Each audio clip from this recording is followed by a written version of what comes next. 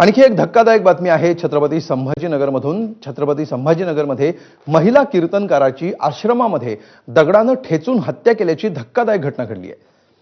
चिंचडगाव शिवारामध्ये आज सकाळी 6:30च्या सुमाराला ही घटना उघडकीस आली। हभप संगीताताई अण्णासाहेब पवार असं त्यांचं नाव आहे।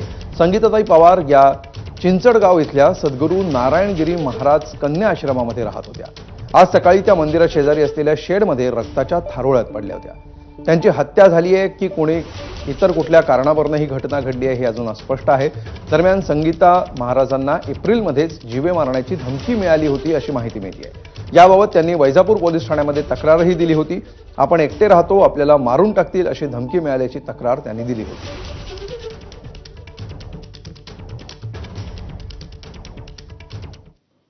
तर संगीताताईंना 3 वेळा जीवे मारण्याची धमकी देण्यात आली होती अशी माहिती त्यांच्या वडिलांनी दिली आहे। तर महिलांसाठी त्यांना काम करायचं होतं अशी भावना त्यांच्या भावानं व्यक्त केली आहे। राहायला खोली बांधायची होती, तर ते त्यांनी शेजारचे जो पूजा करतो त्यांचे घरचे लोक सगळे आले, ते म्हणजे इथं बांधायचं नाही। पोलीस स्टेशनला दुसरे जाऊन अर्ज दिला, त्यांनी पोलिसला बोलून घेतलं, पोलिसने त्याची समज घातली, मग नंतर आम्ही बांधकाम चालू केलं।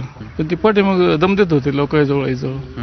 मला 3 वेळा दम दिला, काय म्हणून तुला जीवच मारू, तुझे हातपाय तोडू, अमकं करू तम करू। सकाळी घरून फोन आला, मी शेतामध्ये होतो रात्री, तर मी इथं धावत आलो।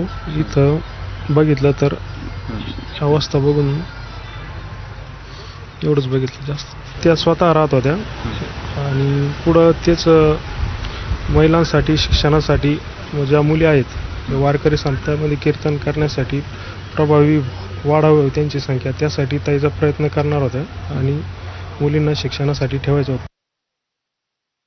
तर या प्रकरणी तपास सुरू असल्याची माहिती पोलिसांनी दिली आहे।